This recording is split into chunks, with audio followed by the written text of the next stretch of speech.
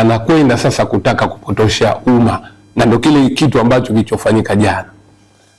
Jana wenzetu ACT wawakilishi wameitisha press conference, wakazungumzia tofauti ya kauli ya waziri wa fedha, tofauti ya kauli ya Mheshimiwa Rais na tofauti ya kauli ya makamu wa kwanza mstaafu, kwa sababu yule mpaka sasa hivi ni makamu wa kwanza mstaafu, kwa sababu bado hajakula kiapo.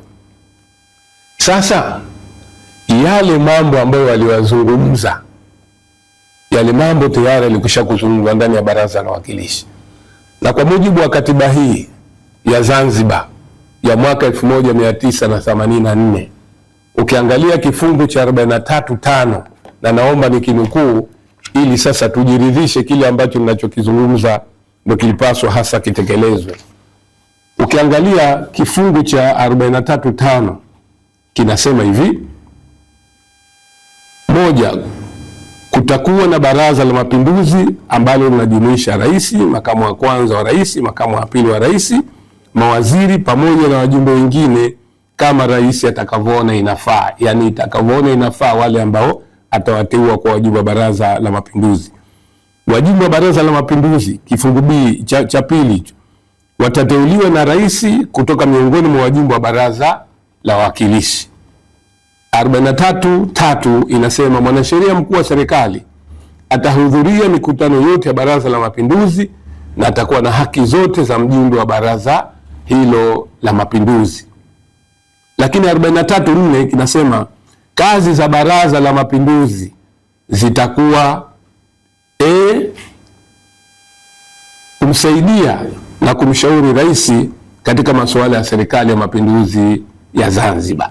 B, kuratibu shughuli za rais, makamu wa kwanza wa rais, makamu wa pili wa rais na wizara za serikali ya mapinduzi ya Zanzibar katika utekelezaji wa majukumu hayo.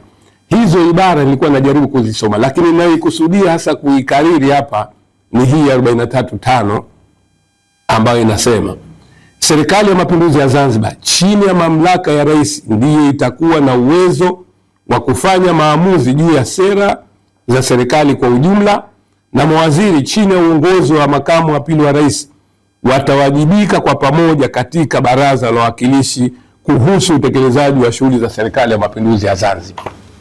Kwa hiyo sasa wajumbe wa Baraza la Wawakilishi kutoka chama cha ACT kukurupuka kuitisha vyombo vya habari kutaka kauli ya serikali, hii just ni kucheza propaganda tu za kisiasa.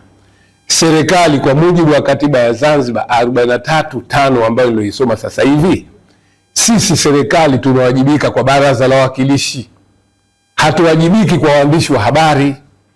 Kwa sasa wao wanaposema kwamba tutoke kwa wananchi tutoe tamko la serikali, sisi tamko la serikali tumeshalitoa kwenye Baraza la Wawakilishi, na wao sasa kama walikuwa na hoja ya kuihoji serikali, kama kuna tofauti ya kauli, walikuwa wakahoji ndani ya Baraza la Wawakilishi.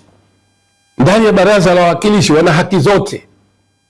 Matokezo yao wao baada ya kutumia haki yao ndani ya Baraza la Wawakilishi, kama mlikuwepo waandishi wa habari, kama mnafuatilia, wao siku ya kupitisha bajeti waliamua ku walk out, wakatoka. Kwa maana hiyo yale mambo ya msingi kikatiba wanayakimbia, wanarudi huko kwa wananchi kuja kuwachanganya wananchi kwa ajili ya propaganda.